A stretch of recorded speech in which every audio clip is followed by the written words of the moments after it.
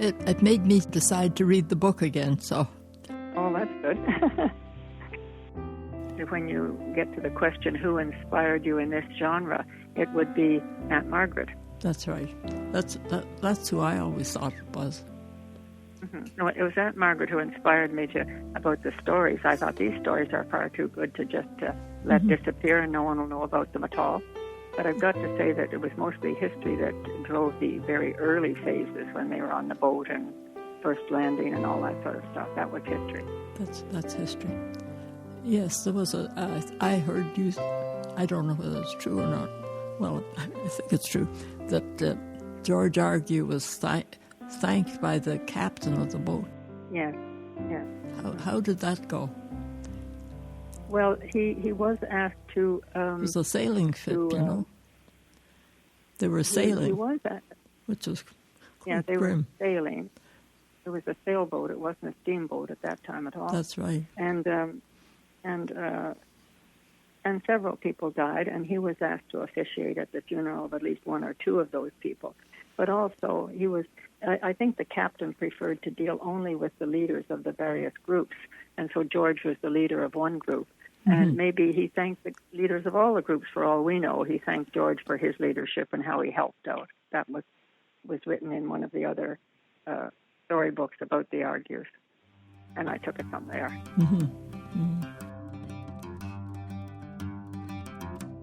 Can you tell me a little bit about Margaret, Aunt Margaret? Well, she was a person who was a very intelligent person, A. That's B, right. she had a magnificent memory. She could remember, just quite amazing, up until she died. She had no loss of memory whatsoever, whether it happened last week or happened when she was young. And to remember what happened last week so clearly is the remarkable part as you get older. And remember what happened yesterday. That's very true. and she could keep everybody straight.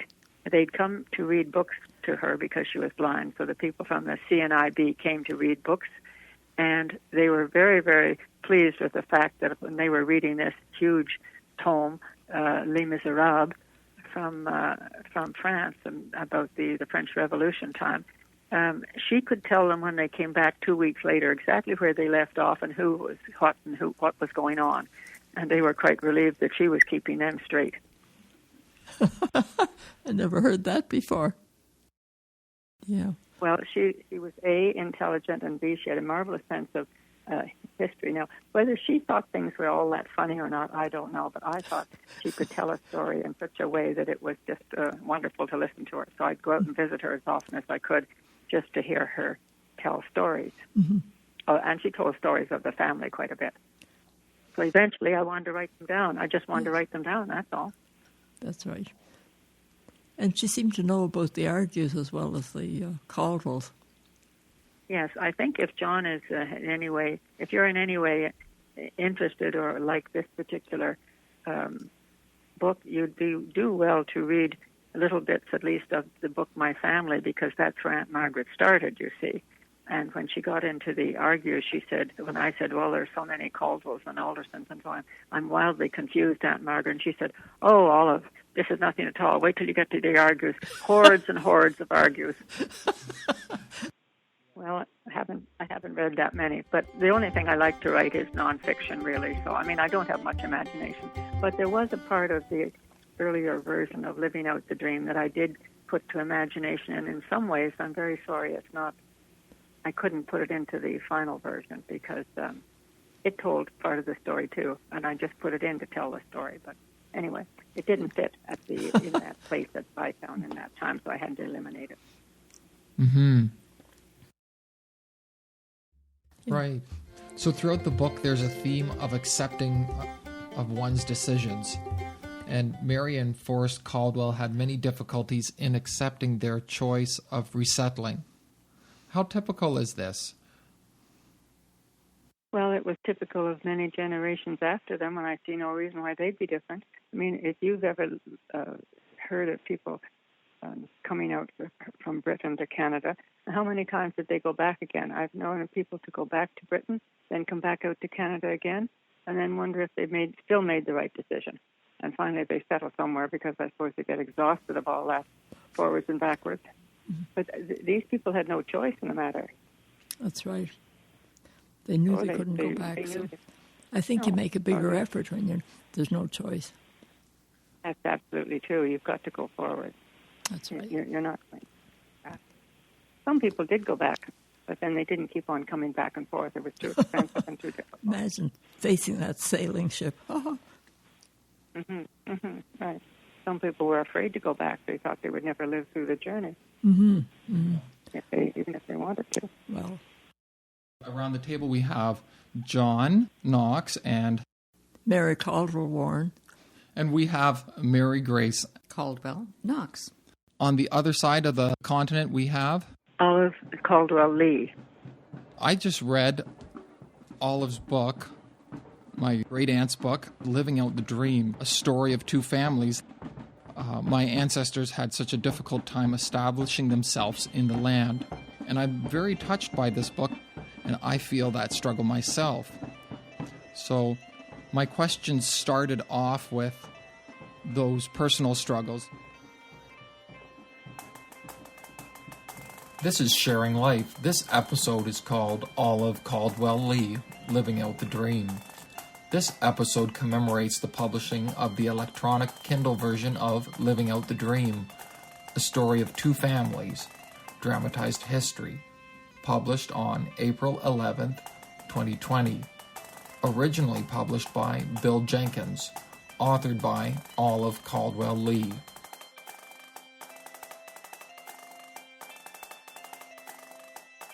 Support for Sharing Life comes from APIC Marketing.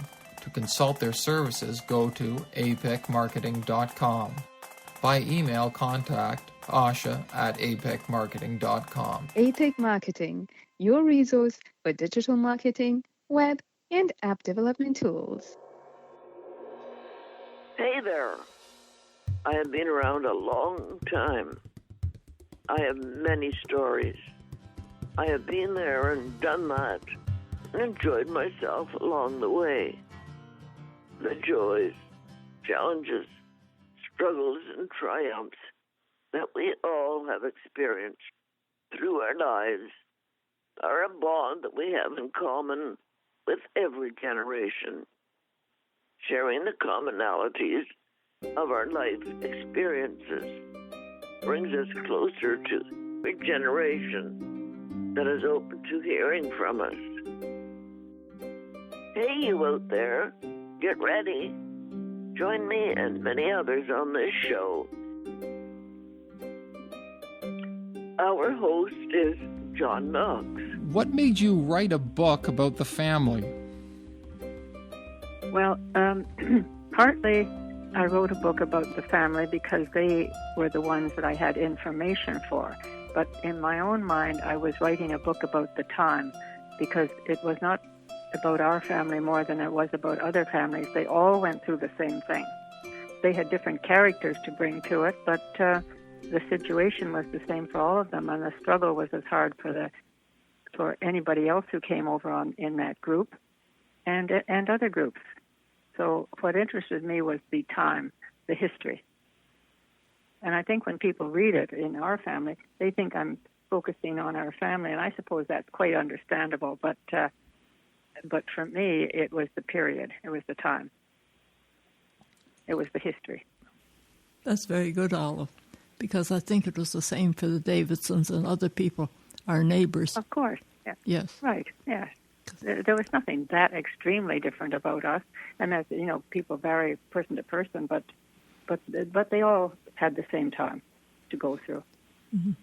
I was wondering about the Eaglesons because they had a little bit more education than some of the families, because he was a teacher. And they came a little bit later, yeah. And even at that time, if you came to the same geographical spot, coming 10 years later made a big difference.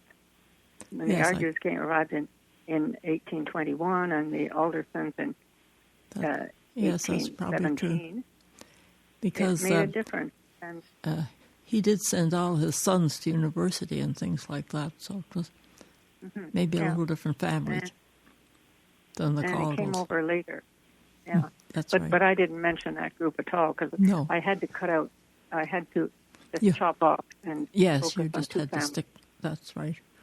Right. Otherwise, anybody reading it would go crazy. So you want to stop that at the beginning. Yes, if we brought in the Eagleson, so that's a good thing we didn't, or a good thing you didn't. Yeah, right. Mm-hmm. Yeah. But there are our ancestors already. Even so, because Yes, of course. Grandma Argue was an Eagleson. I really felt in reading the book that it was really for me. But when I read it, it's not so much fiction as it is history. Because I stuck to the truth. I tried to stick to the truth.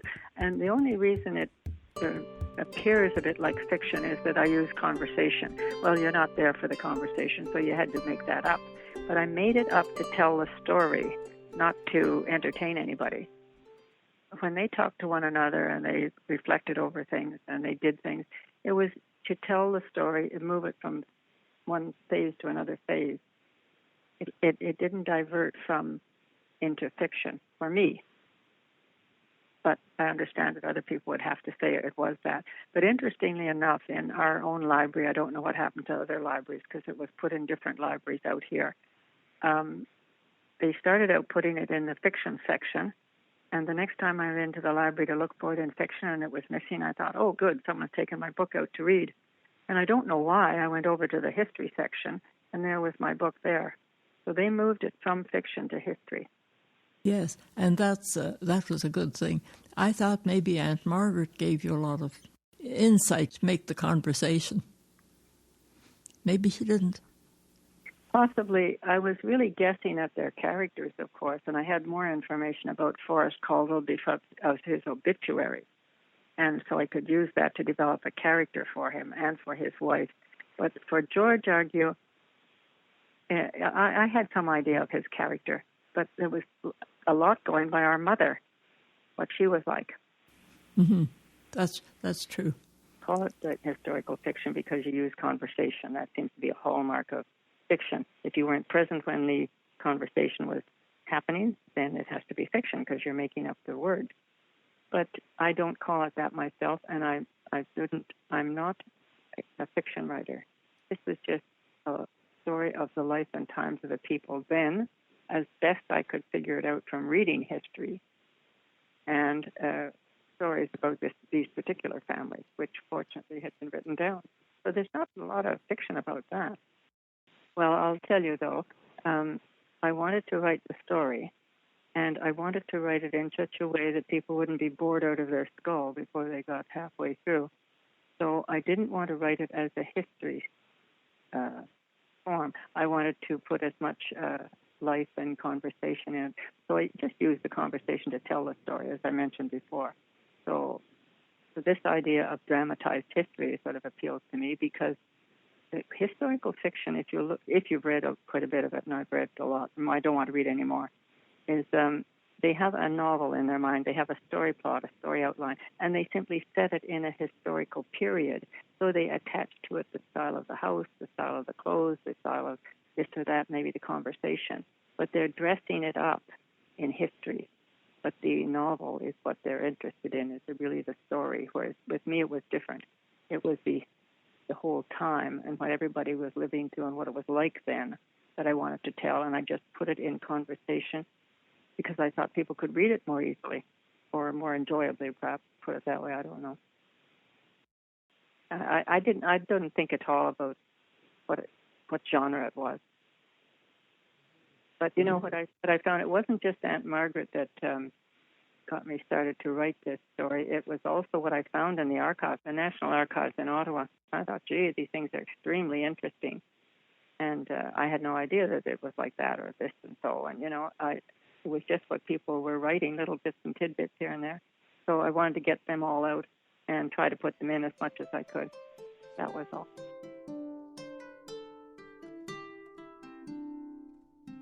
Well, I'm just thinking about inspiration for somebody else. What would you tell somebody else who would try to write a similar book for their family or for their time of, let's say, a number of families coming over from Syria or from Vietnam or from another place to Canada.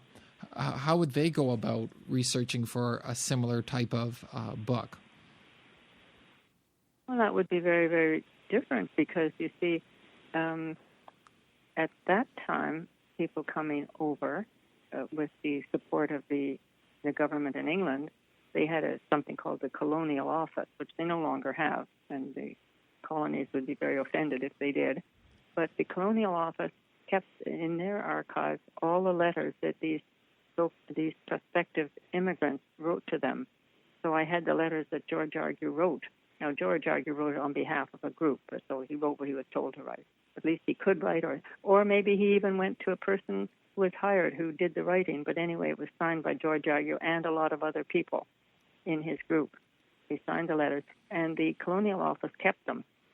And then eventually, Aunt Margaret made a trip with her son Ernest all the way to Dublin to try to get information about the Caldwells in Ireland, because she knew that Uncle Ernest had gone back and had visited the farm, and she thought she'd find out information. And they said, "Oh, to find out that, you'll have to go to the office. You'll have to go to the archives in Ottawa." Well, she never got there, but I did, and I was just sorry that she hadn't been able to hear more of what they had actually done. And the archives in Ottawa themselves were also interesting. The Ottawa Archives and the old newspapers, what did they call it? The Christian Guardian. They had all the old obituaries for these people, especially if they were Methodists, because the Christian Guardian was a Methodist newspaper, I believe. So you got it from old newspapers, archives, here and there, as much as you could get, and some of the stuff I've lost that I got there. But as much as I could squeeze in to the picture, I did, as much as I could. Next question. What stands out for you when you recall the challenges of the various stages of researching this book? Well, what stood out for me was my fading memory. By the first time I wrote Living Out the Dream, I just wrote it for the family, so I wasn't being very fussy about accuracy. I just wrote what I knew and what I had gathered already from the archives. But I didn't fuss about it because it's just for your family. But the next time when a person encouraged me to try to publish this, I thought, well, if you make one mistake, they can throw the whole thing out. You know, it's somebody who knows what they're reading about, looks at your book, and they find some error or sloppiness in historical detail. They'll just say, well, how many errors are there? And they don't bother about it, and I don't blame them. So I had quite a time, I can tell you, trying to make sure I got things right and it fitted at the right time, in the right summer, especially with the building of the canal, different things like that were matters of historical fact. So I had this dining room table that was out to maybe not the absolute fullest, but it was pretty big, covered from one end to the other with sections and pieces of paper that I'd attach to it and make sure that the dates were all sorts of stuff. You don't want to hear about all that. But I had to have it there because otherwise I might trip myself up, and my memory wasn't as good 10 years later as it was when I first wrote it either. So it was a bit of a business getting it all together. That was all. Well, pinned down into sections. I didn't want to get them moving around. They had to be glued into place or pinned into place and so on. Well, no, I've really not written anything else except I wrote this little thing called My Family, and that was contributed to by everybody. I simply put it together, and I enjoyed doing that. That was the first time I attempted to put anything together, really, I guess, and that was due to Aunt Margaret. She had all these family stories, or a lot of them, and whatever I could. And other people contributed, too, who lived on the prairies. You know, after I got going, it sort of expanded and kept on expanding. And finally, I think I must have had that book, and now I don't know where it is. I think I lent it to somebody. Well, that's an awful thing to do, isn't it, Mary? Lauren James. I have loaned books to people, and then with my marvelous memory, I don't know who I loaned them to, and that's the end of it. That's right. So, but I think you will want to get yourself a copy of My Family somehow. Yes, I remember that I had it, and now somebody borrowed it. And they didn't But bring just it a back. little while ago, just a little while ago, well, I think a person who might have borrowed, and don't say that I'm wrong, but she did borrow it at one time, but more apt to bring it back, really. She's very, very meticulous. It would be Anne Argue Yes. Gardner, That's right, she did. because she was interested in that. But that doesn't mean she didn't bring it back to you, because I suspect she would bring it back. I would think so. Well, you could ask her if she has, and I'm sure she will. I suppose you don't have any extra copies of that around. I might have, but when I sent you some information a little while How ago, was it for bound? cleaning, Was it? it's just in a coil binding, That's like right. the original Living Out the Dream was, that's and right. it's like an 8x11 page, and with a coil binding and soft cover. I'll, And what does it have on the front? It has a picture of our house in Fallowfield. that's That right. was the cover. Now I remember that. Yeah. That's my family. So that's the first thing I really wrote and put together. Mm-hmm. And then the first time I wrote Living Out the Dream, I put it together in the same format. Mm-hmm. Just that sort of soft cover Yes, with it the says coil a binding. story of two families. Right. Yeah. I thought you had a number of smaller books that you wrote. No. Well, I've written recently a story of a friend of mine who was a nurse in World War II over in Britain, and worked in the burns unit of a hospital where the soldiers came back from the front with bad burns, and that was anyway, I wanted her to tell me her stories of working as a nurse in World War II, close to the front, and she wouldn't tell me.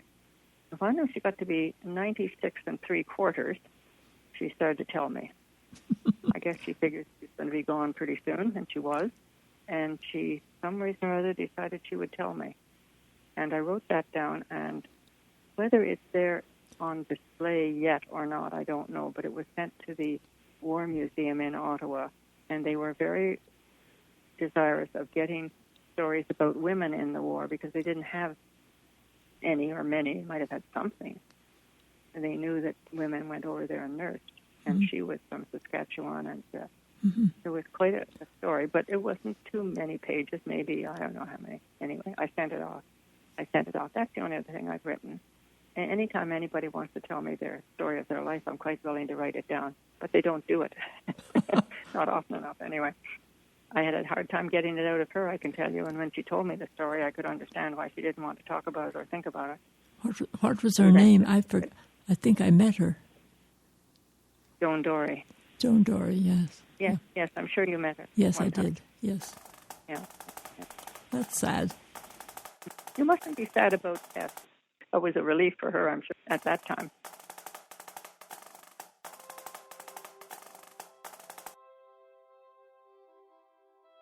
I was wondering how the problems of Great Britain were being seen in Upper Canada at the time. That's a good question, I guess. I don't know that I would know the answer to that. Certainly the abolition of slavery had nothing to do with Canada very much. The slaves escaped to north of the border, but that's a further question down. So that issue didn't come into it. But what struck me in reading The Amazing Grace about Wilberforce was that I hadn't realized that it was the upper classes, the nobility, so-called nobility, in that time that were especially decadent and destroyed. And that was what I got out of that book in particular. And everything about the Methodist movement was in revolt against such a very decadent way of life. They were very strict about how they needed to behave. So much so that I sort of thought about George Argue's tombstone, that I thought it was a very unfortunate verse that he had on his tombstone, which I never repeat to anybody, and I didn't put in the book.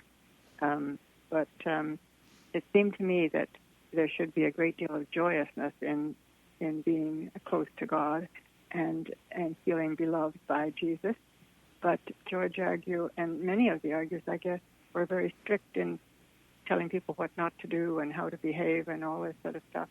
And I guess it was natural in the time because of what he had lived through and what he saw the upper classes doing and behaving.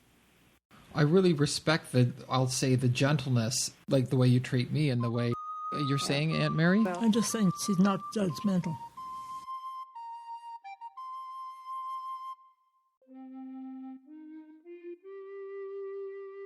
Do you perceive any commonalities in the influences of the Methodists of their day on both sides of the Atlantic? I thought that the senior Caldwells were Anglican, and was it William, the one that came? I thought he was Methodist. The first Caldwell who came over was Forrest. Forrest, that's right, Forrest. And he had become a Methodist in his own country, but not as much openly so, because what happened that's what I meant. Ireland? I thought that his father was Anglican. Oh yes, he was, and you almost had to be, because you couldn't be legally married outside of the Church of Ireland. That's right. The Methodist Church didn't exist as a church with ministers who were authorized to marry and do this and do that, or they could conduct a worship service out in the field, but they didn't have a building for them. But when they got to Canada, they built Methodist churches. Yeah, eventually, but George Argue himself didn't become fully converted to saying, I'm a Methodist, I'm no longer a Church of England worship follower, until very late in his years. Mm-hmm. His wife had no compunctions about that. She was quite open about it from the beginning, that she would be, that was her following. But he was just always hoping that the Anglican Church would be converted to Methodism, that it would become renewed and refreshed from within. Yeah. Anyway, that was his hope, and he finally more or less had to give up on it, I guess, or whatever. But you see, even the people who were buried, people who were lucky enough to find a churchyard to be buried in Upper Canada, around Stittsville or Carp or wherever it would be, it was in a Church of England or, an Anglican cemetery, because they didn't have. It wasn't until he built that chapel towards the end of the book, and it was McGee's Chapel, it was called, that they had the beginning, and it was Argue who donated the land for the graveyard, you see. So that was very, very important to him, to have a place that people could be buried that was in their own. Is that why he donated the land? Yes, for the cemetery. He donated all the land for the graveyard, and it was, it was a small amount of land you could donate for the church itself, but George Argue donated the land for the graveyard, for the cemetery. Mm-hmm. Right. Yeah. And that's where I'm going to be buried, in that cemetery. Yeah, just same place. Yeah. Yes. So I don't know about commonalities of the influence of Methodists of their day on both sides of the Atlantic. I couldn't speak too well for England. I mean, they did develop their own church eventually, and they developed much more than that. They developed the Salvation Army, and all those reform movements. But they had reform movements before that, too. And often those reform movements would died out because they were too strict in behavior type of thing. Mm-hmm. But the Methodist Church spread to the United States, too. Yeah. Mm-hmm. Yeah. How does our story, or Olive, I'm calling it our story, how does living out the dream, how does the book Living Out the Dream relate to that of today's newcomers? I can't see any connection, really. I mean, there were very few supports for these people, and they just had to struggle and survive somehow, and a lot of them did, and some of them didn't, but that was not uncommon anywhere. Death was very common. So, I just don't see that you can make a connection between, is it 200 years ago?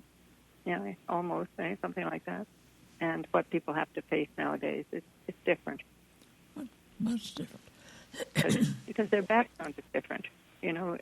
We've come from what I call the golden age, when it was you could upwards and rising upwards and doing well and doing better, to times now that are very tough for young people, some of them, and for other people, and they're no longer can take anything for granted. The people in the United States apparently, more than 50% of them are very poor, very poor. That's right, in a prosperous country.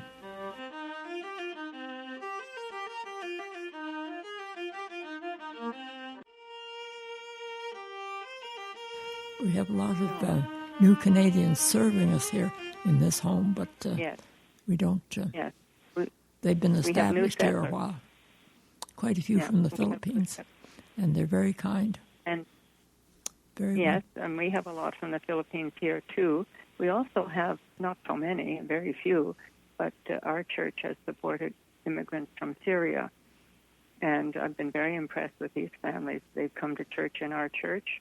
They are hardworking. They'll do any job, and they'll do any job well. And they become independent in a fairly short period of time as far as finances are concerned because they work hard. And so, people are coming from all over, and we just have to open ourselves to that. Not to think it should be like it used to be. That's right. We supported our church from the from Vietnam, 2 families, and they did very well in the high-tech field. Quickly. Yes, very good. Very good. Yeah. So the new Canada will be different than the old Canada. That's for sure.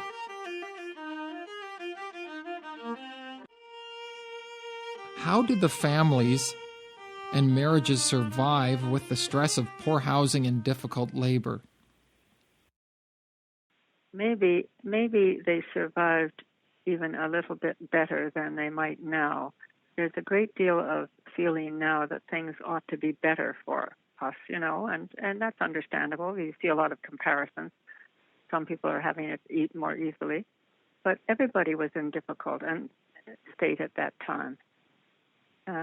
So I'm not sure there was much time spent in any comparison, certainly, but I'm sure that they were sorely, wishing they hadn't left Ireland many times. But they knew when they left Ireland there was no going back, so that kind of helps you out. You have to go forward. As difficult as it is, there's no fantasy of anything else. Yeah.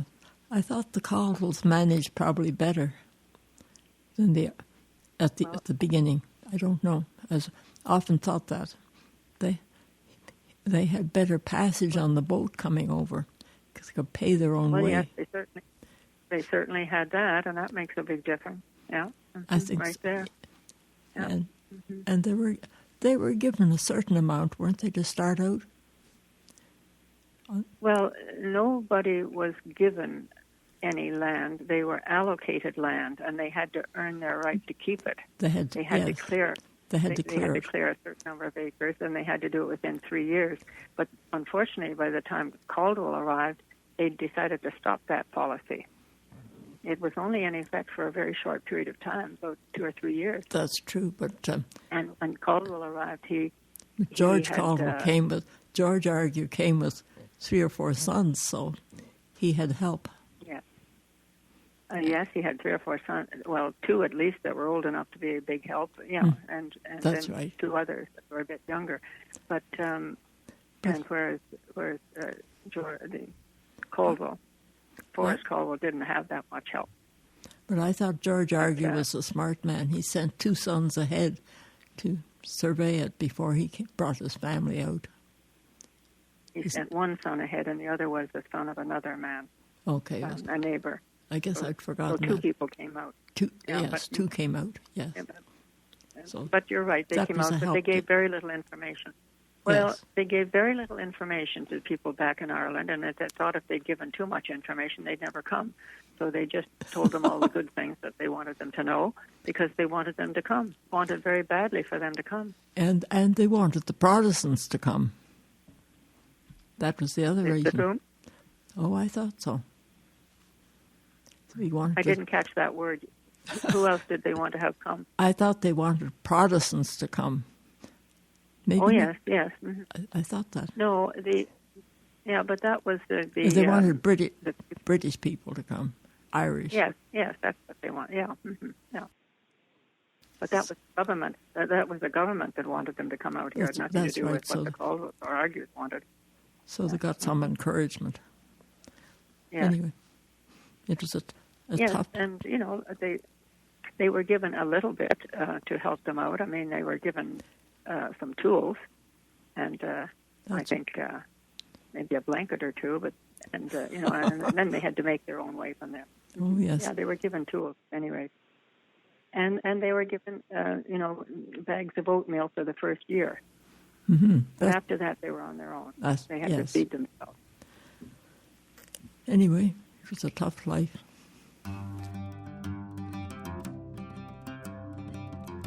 What was it like for the Argues and the Caldwells to rebuild their lives in Upper Canada, especially in the face of bureaucracy such as Lord Sydenham? Yeah, it's sort of when I read that a little while ago. This is page 314, not 317.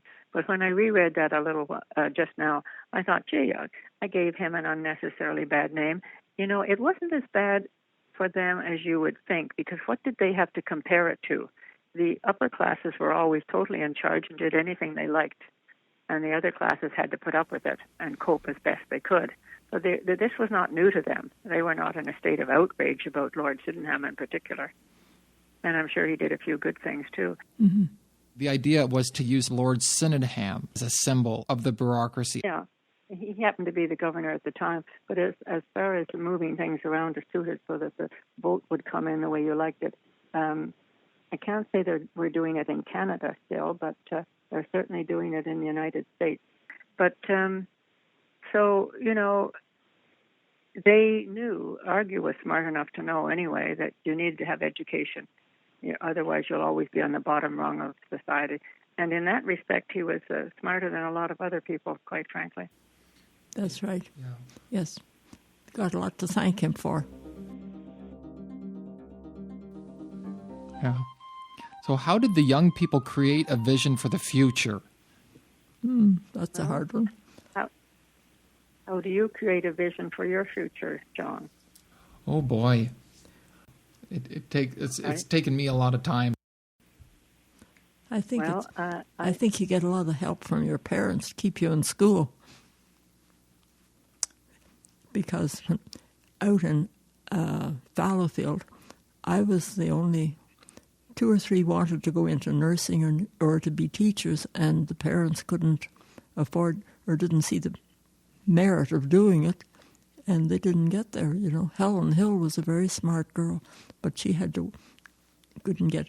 Her parents didn't feel that she should get it, and they could well afford to send her to teachers' college at that time, but didn't do it. So I think an awful lot of people, as you say, Mary, they look at what they have had. Well, this is good enough. What do you want anything more for? And they don't look to the future. That's right. Which is going they to think change. The girls are going to get married anyway. So why bother? Something like that. Anyway, for some reason or other, our parents thought that the girls I think we can owe it to our mother. I give my mother the credit. What about you? Don't you think Mother helped you get... You were smart. How about Aunt Hannah? How about Aunt Hannah? She went on to school long enough to get a job in the civil service and to become a teacher. She was a qualified teacher. That's right. So the Argue family wasn't the only one. They also thought that, well, it's not that they needed to have an education in order to become married, but in case they didn't become married, what was going to happen? Yes, the war was a big thing, too. Yeah. Anyway, yeah. I give credit to our mother. Yeah, well, that's good. But I think that young people, I was just going to say, John, you have to use your brains. Whatever brains you're given, you have to think about the future. And that's what they all did in those days, too. They looked around them and saw what they could do and went at it. Yeah, simply doing the best you can, that's all, going forward. Finally, these Irish settlers had the opportunity to own land outright, and they grabbed it with both hands. They put their backs and their hearts into it. They had hope in this country more than in the old country. They just hoped and planned that by hard work and by the opportunity of education for their children and their grandchildren, that they might one day become their own masters. They just trusted that their faith in God and in hard work would secure their aspirations to make a better place for their descendants. And so they did. Living Out the Dream is a story of Irish settlers in Upper Canada in the 1800s. The book focuses on a few families in detail to illustrate what this emigration entailed. A feature of immigration, then as now, is alluded to in the title, Living Out the Dream. A dream and a hope for the future is a defining characteristic of these powerful stories. You can find this Kindle book on Amazon. This interview was recorded on Saturday, February the 16th, 2019, in Ottawa on the lands of the old Caldwell farm. You have been listening to Sharing Life. To contact me, use my email address, sharinglifestudios@gmail.com. Also, I have an independent board who reviews all decisions concerning these broadcasts. Thank you for being a listener.